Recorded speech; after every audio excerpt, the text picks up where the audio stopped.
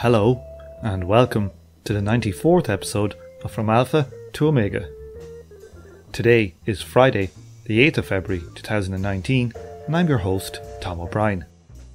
Today we have part 2 of our anti-politics interview with Dr. Tad Tietze. Tad is currently writing a book on the topic for Verso Books, provisionally titled The Great Derangement. You can find his writing on his blog leftflank.org, and you can follow him on Twitter at Dr_Tad. This week I have the new Patreons Philip Corbett, Andrew Hurley, Stephen CM and Erica Whelan to thank. You too can become a patron for $5 a month, which works out at about $1 an episode. When I reach 50 patrons, I'm going to do an extra Patreon only podcast every month, and fortnightly if I reach 100. So if you'd like some of that, you too can become part of the gangbang by clicking on that there Patreon button. All patrons get the episodes early, they get to vote on and take part in the reading groups, and for those who have cash to burn and donate at the higher tiers, get extra benefits like a personally handcrafted commie badge, choice of topic/guest, and even a one-on-one call with yours truly. If you'd like to comment on the show, please do so on the YouTube channel. I try my best to respond to each and every one of them. Also, make sure to like, subscribe and share, and you can join me on Facebook or Twitter too. Okay, to the interview. What about somebody like Trump and kind of normalising racist language, tipping his hat to the right currently without a social base? What happens in the time of a crisis when social bases can grow very rapidly? You know, we know capital is prone to crises. Are we underestimating the future impact, the dynamic nature of society to suddenly one party goes from 3% to 25%? In Europe, it's very, very common. Are we underestimating the kind of non-linear aspect of Trump's behaviour? Well, I think on the question of his language, I think his language is harsh. He doesn't really use many classically racist terms. Like, he doesn't use the N-word. He doesn't use those things that you normally associate with the old hard right and far right. He talks in very, very blunt terms. He also talks in very blunt terms about racial groups he's positive about. So he has this kind of weird thing where he'll talk about, you know, Mexicans are sending us, they're sending us their best people, they're sending us rapists and murderers and whatever. And on the other hand, he says, I love Mexicans, they're the best people. Like, he's just got this kind of crude way of talking about things, which I think the far right was attracted to it, and I think by and large the far right is pretty disappointed with Trump because his actual policies and what he actually does is actually not very far right. Like, even his immigration policies are still probably at this stage to the left of the immigration policies of the Australian Labor Party. But, you know, Australia's a funny place. So when you look at it that way, it's kind of harsh language. Can it itself grow a social base? I don't think so. I think forces have to move in society, and for fascism to really grow, there would actually have to be a mass revival, I think, of working class organisation at the base of society. Then fascism becomes relevant. It doesn't just become a set of, you know, ossified ideologies and an electoral strategy. I think it's telling how much the fascists, like, you know, Marine Le Pen is the inheritor of a party that was a fascist party and still has lots of people who self-identify as fascists in it. Yet to get anywhere electorally, she's really had to move dramatically away from fascism. And certainly from what I've been able to tell from my reading of the literature on the National Front, it has a very weak social base. It has a significant electoral organisation, but a very weak social base compared with what you would expect, you know, from a fascist party that was scoring that much of the vote. So I think these things don't just spring out of nowhere. And I think the fear of it, though, is this kind of inverted view that somehow the bad member of the political class will unleash forces in civil society that are very evil. And when you think about it, that's kind of the argument against Bernie Sanders as well, isn't it? It's the argument against Leninists, you know, becoming popular in politics. It's this constant argument from within the political class that you're unleashing something dark from below. And I think the argument is particularly important for members of the political class and the political elite now, because their own institutions, their own social bases have broken down. They sense a crisis and they try to understand that crisis not through, oh, well, maybe there's a problem with politics, but through, well, there must be something causing this problem. And so you get this constant blaming of various social groups for the breakdown of politics.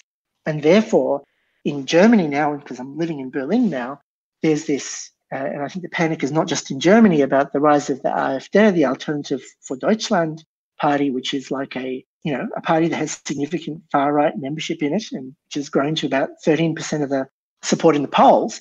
Now the Greens have overtaken it, and in fact overtaken the Social Democrats as the two main parties of German post-war capitalism break down, the Christian Democrats and the Social Democrats having support as low as at any time since World War II. In fact, the Social Democrats, apart from the Nazi period, are now having support as low as any time since the late 1800s. Like, it's an incredible breakdown of the political system. And so everyone has to talk about AfD and the rise of the far right, because that's a way of, pinning the breakdown of the old parties on some kind of evil force coming from society. It's harder to explain the rise of the Greens on this basis. And it's harder to explain the political breakdown on the basis of the rise of the Greens, because they don't fit that narrative, do they? Like, are they fascist Greens? Are they Nazi Greens? They're clearly not. There's a breakdown happening of the political system, and it's harder to talk about the Greens because they don't fit this neat narrative that there's the rise of right-wing populism everywhere, which is based on these horrible, older, white working class voters who are causing this problem, who are, white nationalists and so on. So I think there's a lot of projection of the crisis of the political class onto this fear that something terrible will happen in society. The economic crisis happened in 2008. The circumstances that occurred to many people in Western countries, in rich countries after that, were pretty horrible. There were horrible recessions in a number of countries. And yet, strangely, in terms of organisation on the ground, the far right hasn't really risen up. And you've got to ask, well, how much more is it going to take? How much longer are we going to keep making this prediction that, some bad politicians at the top are going to unleash something or enable something? That's the other big word, isn't it? Enable. Tad, you've yet to talk about anything about the rise of the lizards. The lizards. You don't know who David Icke is? He used to be on BBC as a sports presenter, and he left, and he essentially probably had some kind of nervous breakdown. He was like the biggest kind of Alex Jones type in Europe, I'd say. And he has the idea that all these people are shape-shifting lizards. It's not a bad metaphor for the political class, but all those kind of InfoWars type people and conspiracy theorists. I mean, I think probably conspiracy theorizing is on the rise, partly because people who see the world in a political way notice that the old certainties of politics are broken down, and they're trying to find some understanding through someone. And politics itself is kind of a conspiracy. If Marx is right that politics works on its own logic in antagonism with the logic of people's social interests in civil society, then in a sense politics is a self-sustaining conspiracy in a very rough way. I'm not saying it's a conspiracy, but it is a self-interested sort of cabal who are working together to maintain their position and their continuity. And so when that collapses, for example, with a Brexit or the election of a Trump, I think more people start to look to conspiracy theories to explain it. So really, having lived in New York for a little bit of time over the last 12 months, one of the things you notice amongst American liberals is the amount of conspiracy theorizing that is just mainstream now. The Russia collusion conspiracy probably being the most prime one. People believing that if you connect all these different dots, you will find the truth behind how Trump could have won, because he couldn't have possibly won through the normal playing out of politics. And I guess now we're seeing the left-wing versions of the David Ickes and the Alex Joneses.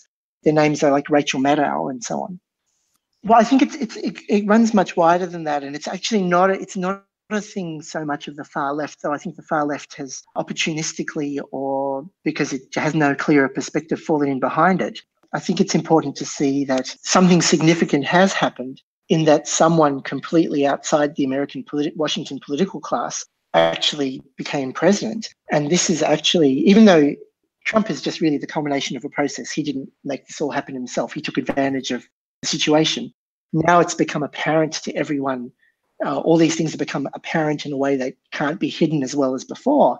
And I think it does lead people to not be able to accept that it's happened. It does create cognitive dissonance, as the cognitive psychologists would tell us. that people's view of what society is like and what Americans should be like does not fit what's happened. And they just can't pass it. And it's tremendously emotionally distressing for them. Certainly, I've never lost as many friends or had as many people lose it at me as during this kind of Brexit Trump period, where people just become so angry that I can't see that point of view, that there is a conspiracy, that Mueller is going to bring it out, that, this was, skullduggery that caused this and so on. It's quite striking how angry people become. And I think probably sections of the right in America experienced that after Obama won in 2008. It was just such an affront to their worldview. But this is much more pervasive and really runs into large sections of the political establishment that are on the center and center right.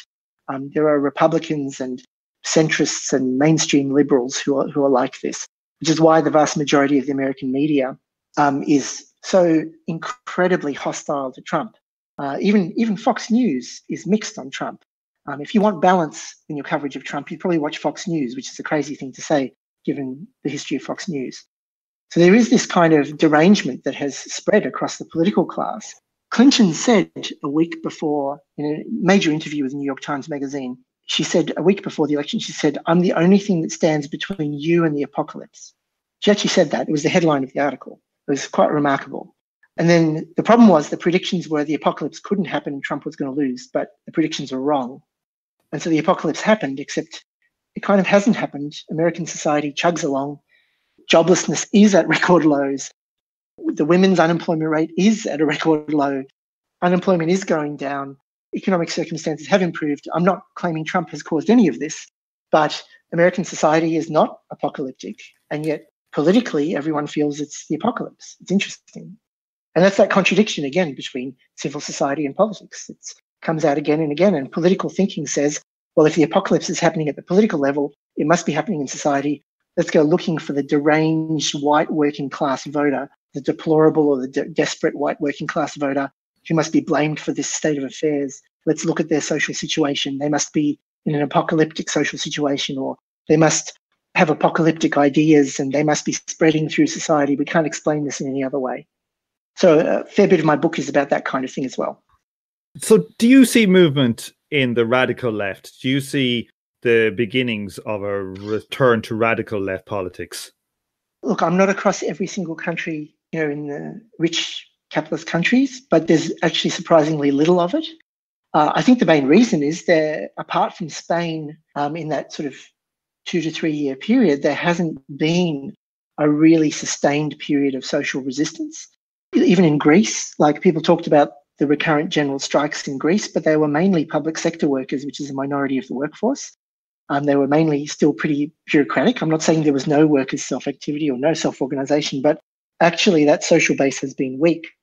And therefore, the revival of radical leftism is difficult on a social basis. And therefore, what happens is the radical left tries to, and I think this is a longer-term strategy of the radical left in the absence of a revival of social struggle, has been to try to orient on the breakdown of the wider left and try to get things out of it. So you see radical groups orienting on Corbynism, on the Sanders phenomenon, and so on. But actually, those things don't represent substantial social shifts. So in the United States, people quoted these statistics about, look what percentage of millennials has a favorable view of socialism. This shows you why Bernie Sanders has arisen. The problem is these polls have been run for years, showing kind of similar levels of approval for socialism and much higher levels of approval for capitalism and entrepreneurship and big business. So people point to individual social statistics, but there's really not much evidence of a general either left-wing or right-wing radicalization in American society. There's some evidence that, I think it's good evidence, Americans have become more socially liberal on the questions of women's equality, on the questions of racial equality, and they've become, in recent years, including all through the Trump era, more favorable towards immigration, but that's not a stronger trend. And they've, of course, become much more favorable towards homosexuality and gay marriage, like dramatically large increases in favorability there. So there's some evidence Americans are becoming more socially liberal and perhaps economically slightly more conservative in the last 30 years. But it's a small trend. They've mainly stayed in the middle. There hasn't been much change. So there's no basis for a mass radical left. There's no social basis for it. How's about in the last few years? I started my podcast about 5 or 6 years ago, but in the last, I think 2 to 3 years, there's been a massive increase in the number of left radical media online. Do you see that as something that is the kind of the embryonic stage of something? No. The problem with it, I think, is it starts with politics. It doesn't actually start with society. And it can't help it. Like if you're going to put on a left podcast, like if I was doing a podcast or I have a blog, I'm writing a book, I'm not claiming I'm coming from a social base. I'm intervening around a series of political questions about society. And I think that's interesting that people are doing that. At the same time, there's a whole bunch of right-wing podcasts that have risen up as well.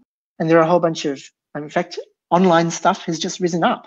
And, online stuff allows people who are pretty amateurish to produce their own material. Like I'm a complete amateur and I did a lot of blog posts over a number of years about various political issues. And they were, some of them were quite widely read, but I don't think that really represents anything more than a fracturing of the media landscape. And it's a good fracturing in that more people are involved. I think that's excellent, but it's not a sign of a shift in society in that other sense. I mean, whether that technology and that media could be used in the future by movements that arise, I think there's good evidence from the Indignados movement that there was some very creative use of social media outlets and so on to help organize that movement. But those people moved in reality, not just online. One thing I haven't heard you talking about, I was wondering if you're going to put it into your book, is the 5-star movement initially. Oh, yeah. So I guess Italian anti-politics only plays a small role in the book. I've not paid as much attention to it as some other places. I am across it enough to know that certainly the 5-star movement was based on an explicitly anti-political appeal.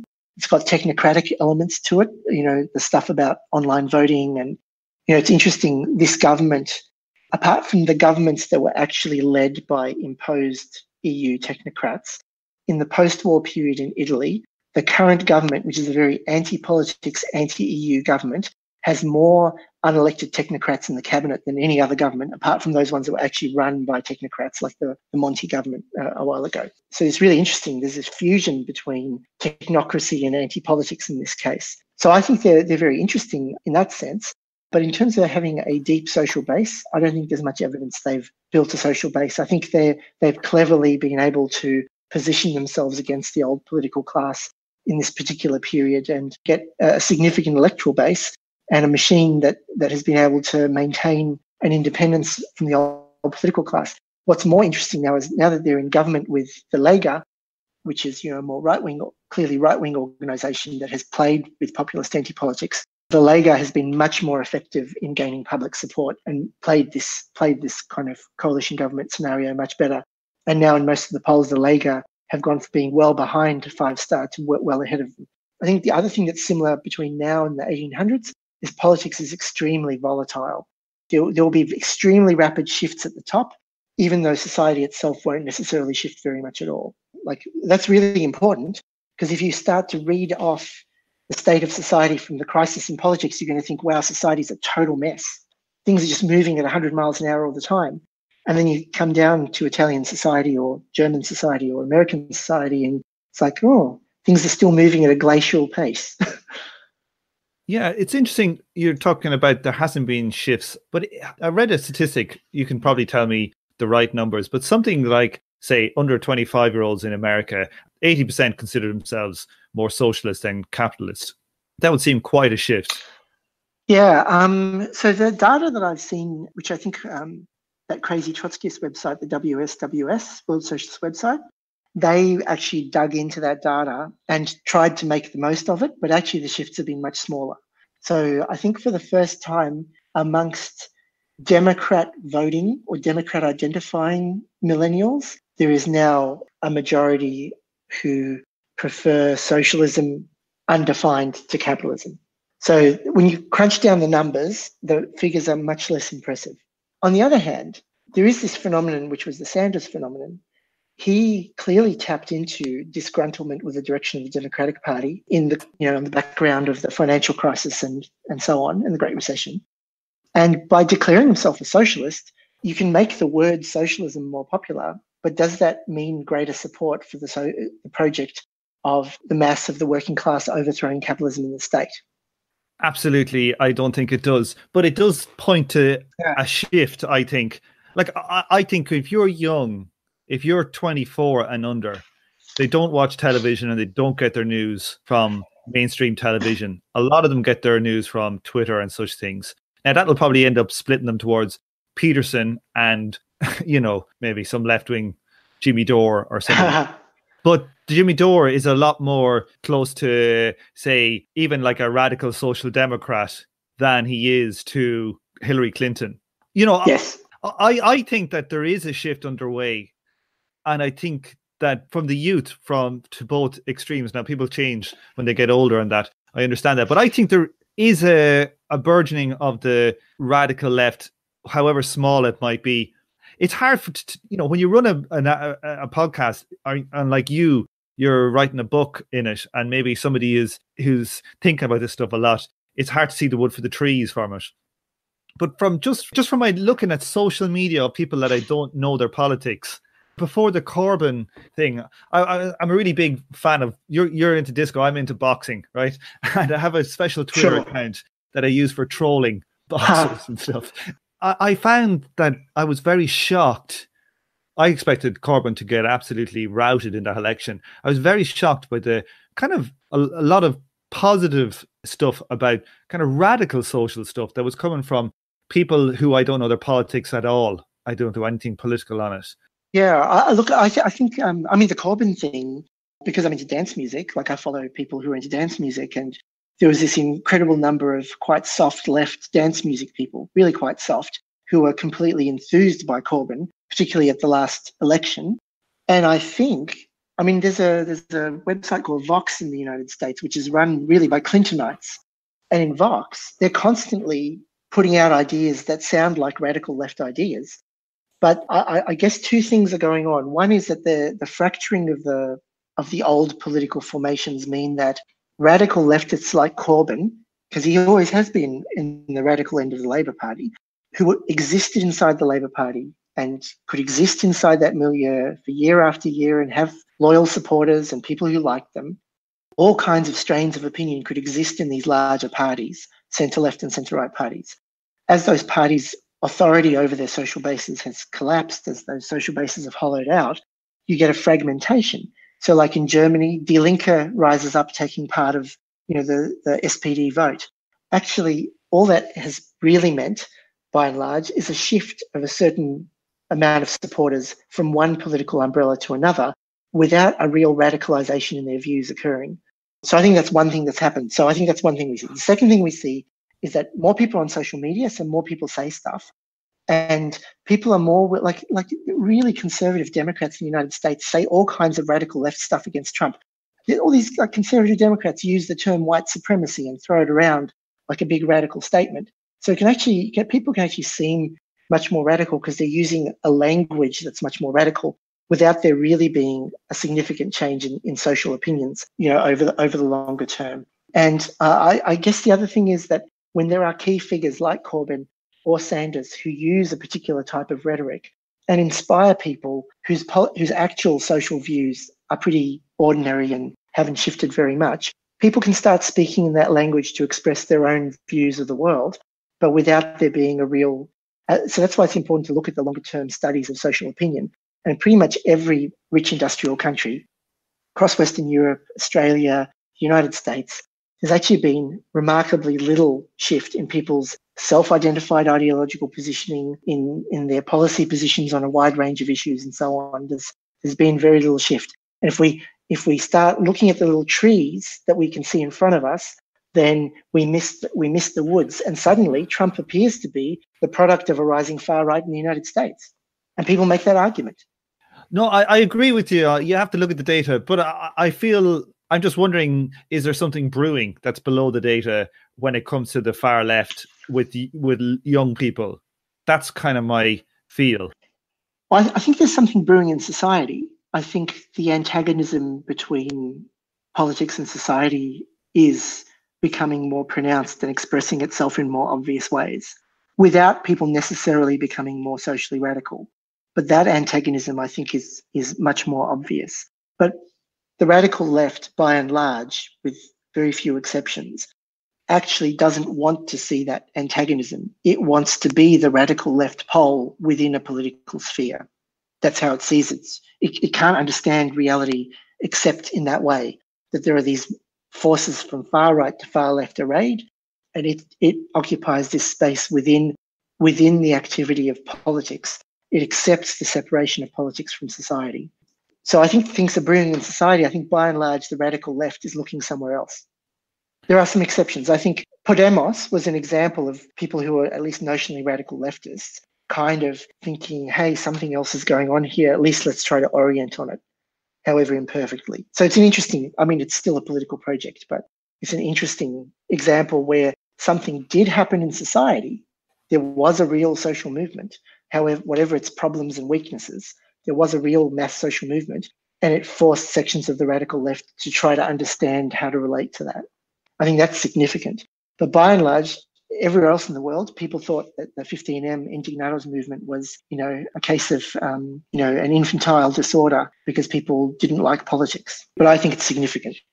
I do too as well. Like my friend Derek Varn, he's always he slags off everything that ever comes up, and I'm always doing the opposite. I always see the good in these things that come up. Things even like 5 Star and Corbyn or Bernie. I see the good in it, but you have to be critical of what's happening. Yes. At the same time. I guess the only thing is to go back to your first or your second question, which is how did I get to this?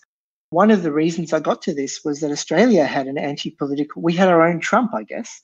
We had a Labor Prime Minister called Kevin Rudd who explicitly ran as if he was entirely dismissive and hostile to the structures of the hollowed out Labor Party and was the most popular politician since regular polling began. He was the most popular Prime Minister that Australia's had for a period of over 2 years before his popularity crashed for reasons to do with the nature of his project. But he was a technocrat and an anti-politician. And what was really interesting was he was a guy he actually presented a pretty centrist, unimpressive Labor Party program, not really left at all. And yet he created this enthusiasm amongst young people, amongst others, and had a popularity that was unheard of for any prime minister before, or it seems like 600 prime ministers we've had since he was overthrown. So you have this kind of crazy situation but no one wants to talk about his popularity.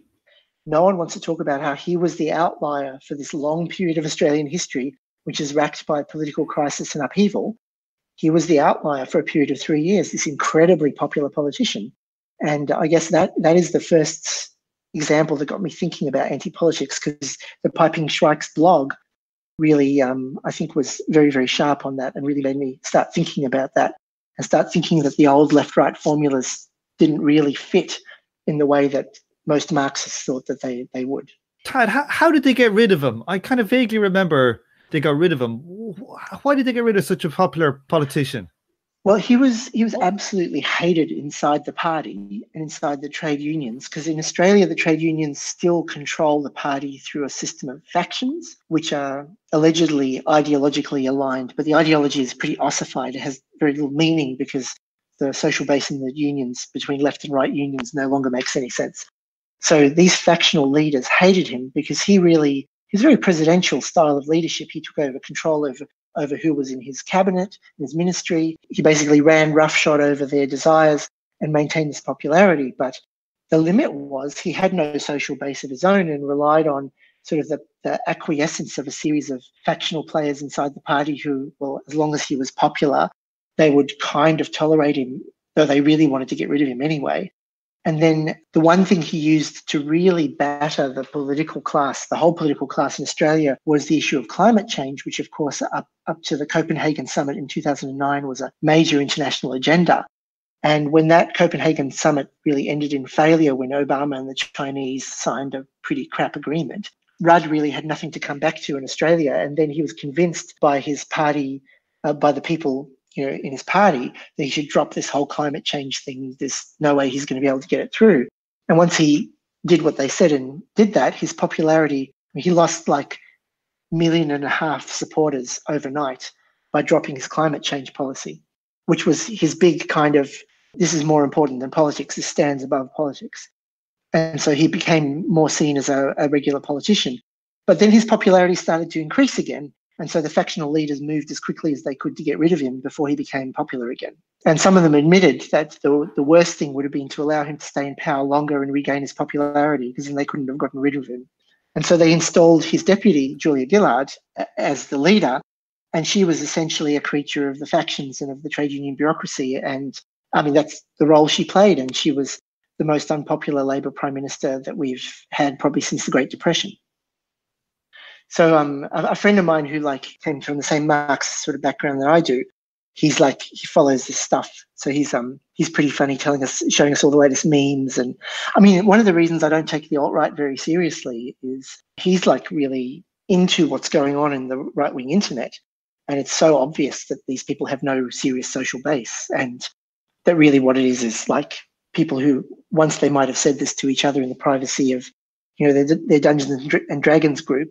Now they're saying it on forums, and it's a bit more accessible, but there hasn't really been a substantial, radicalization of anyone.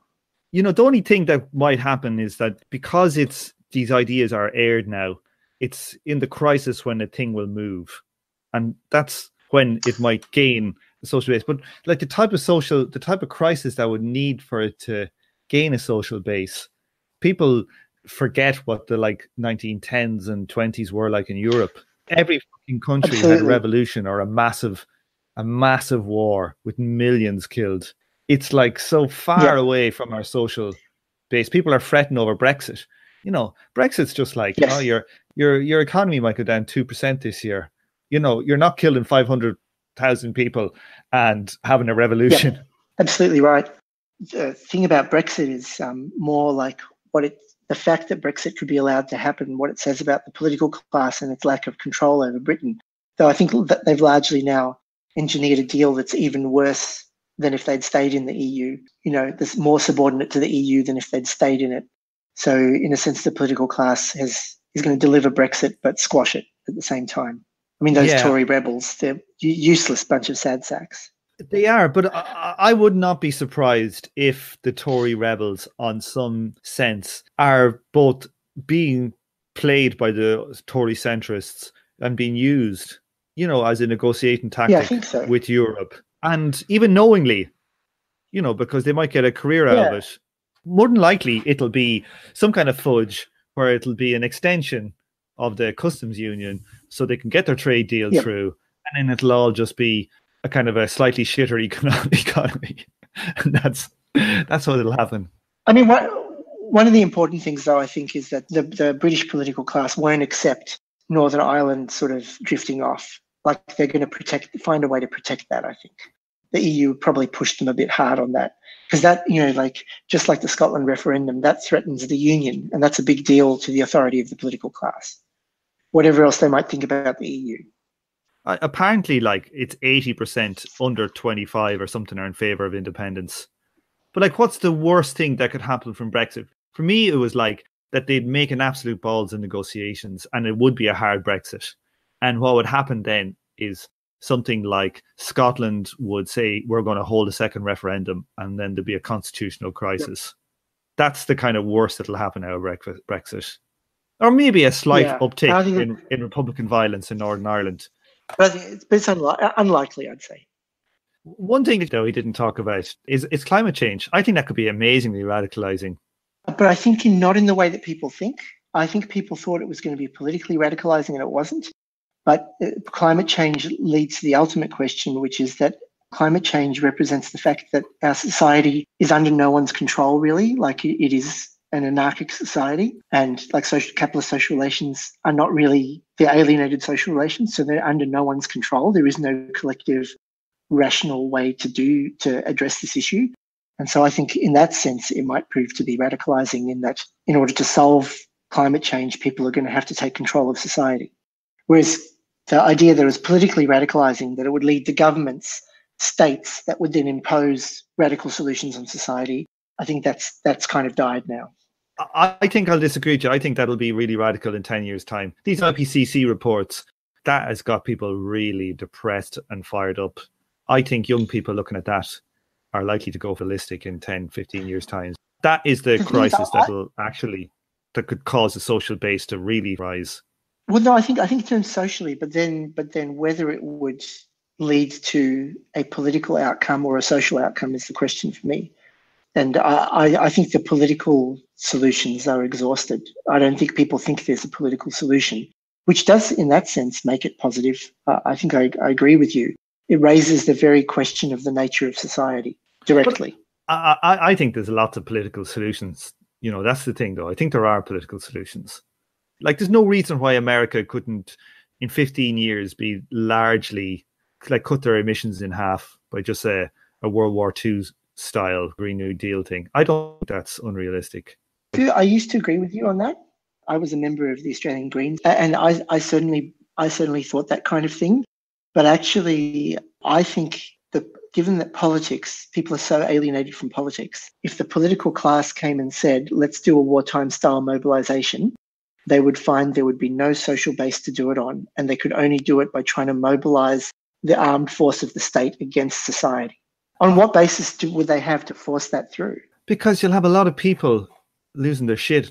And then being told that they need to tighten their belts, that their wages need to be suppressed more in the United States. Well, look, the latest stuff coming out is saying that there's a 93% chance there'll be a 4-degree rise by 2100. That's the latest science, not the IPCC report, but the latest science, you know, because the IPCC reports are usually about 5 years behind what the latest stuff is saying.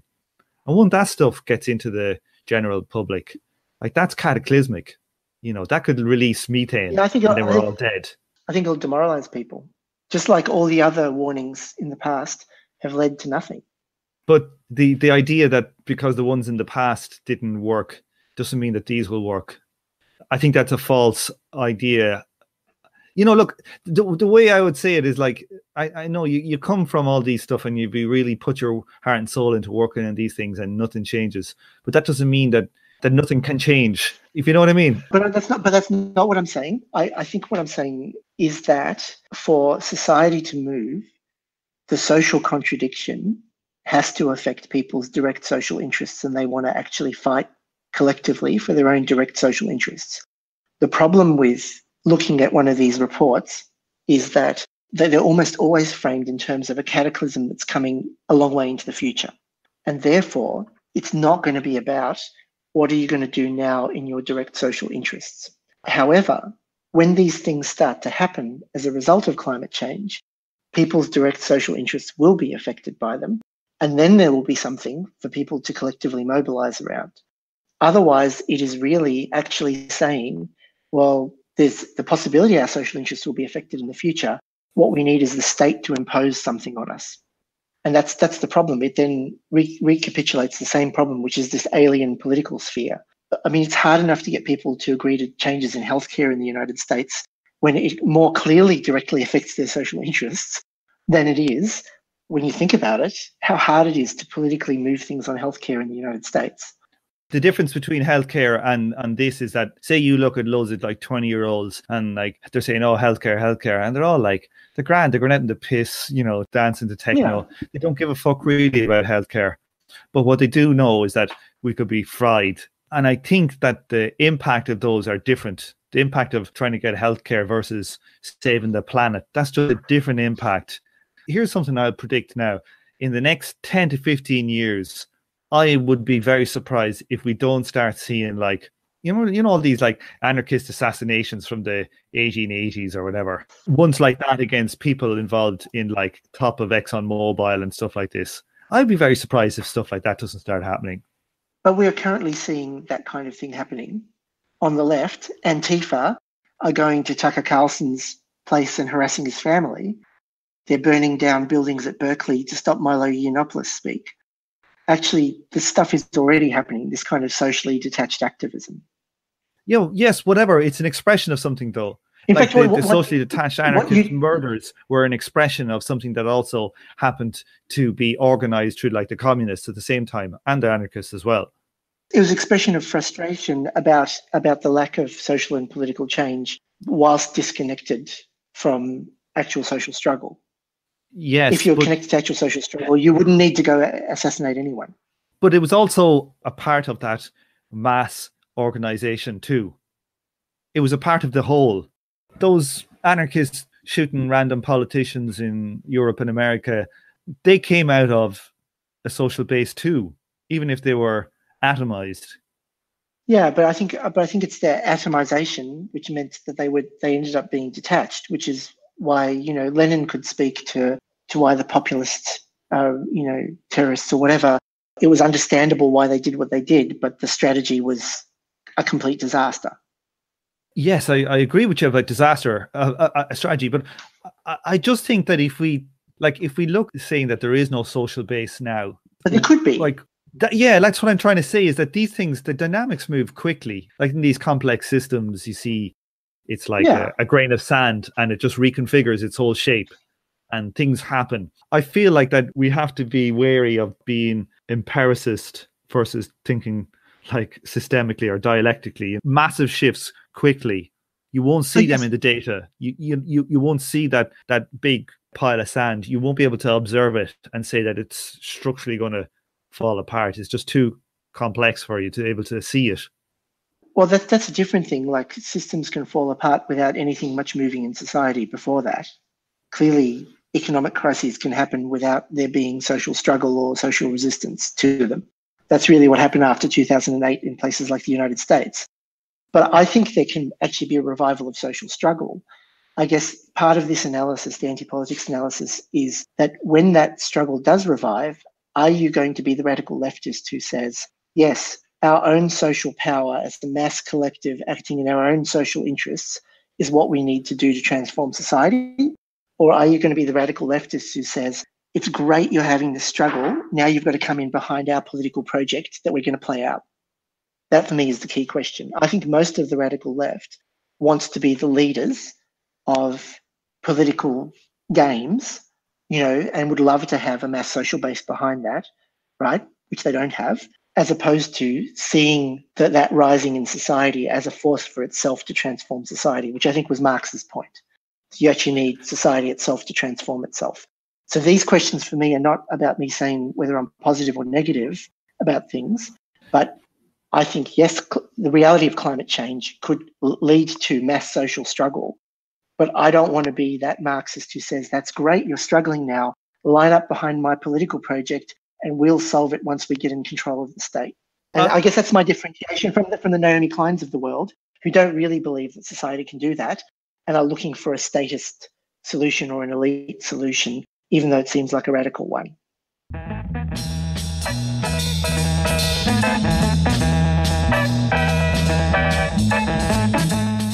So thanks very much, Tad, for coming on the show today. Thank you. Thanks for having me on. It was great.